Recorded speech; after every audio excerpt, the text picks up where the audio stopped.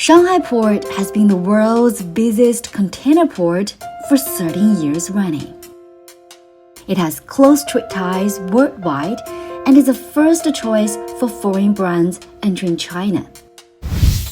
Singapore's story has historically been a maritime one.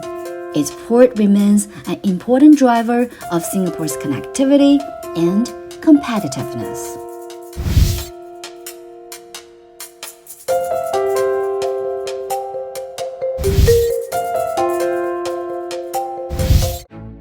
Shanghai's successful story, it shows that how important the ecosystem means to the international shipping center.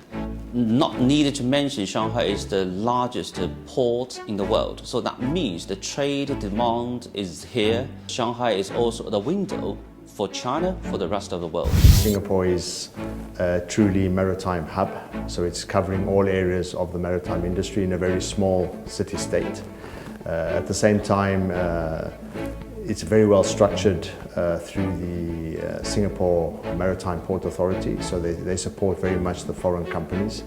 China is a very important place. Of course, we want to be close to China through Singapore. We've had an office in Shanghai since 2013.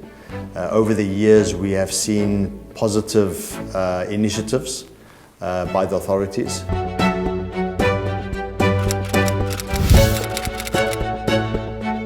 Shanghai probably is the only city in the world who has the whole supply chain for the international shipping. Shipyards, ship designs, traders, liners, and shipping companies, even maritime training or education institutions.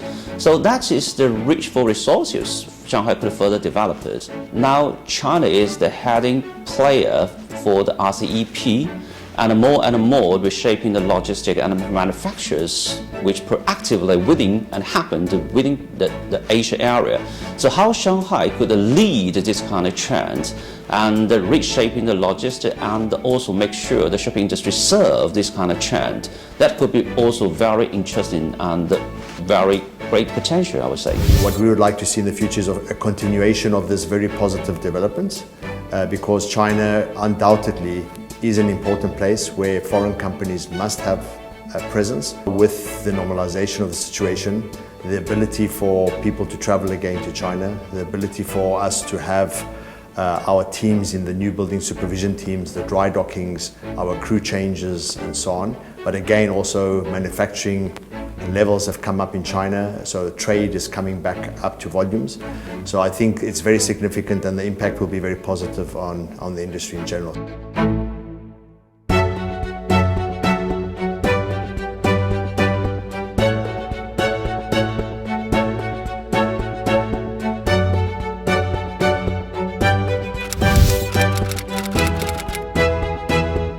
Globalization has benefits not only China and also the rest of the world.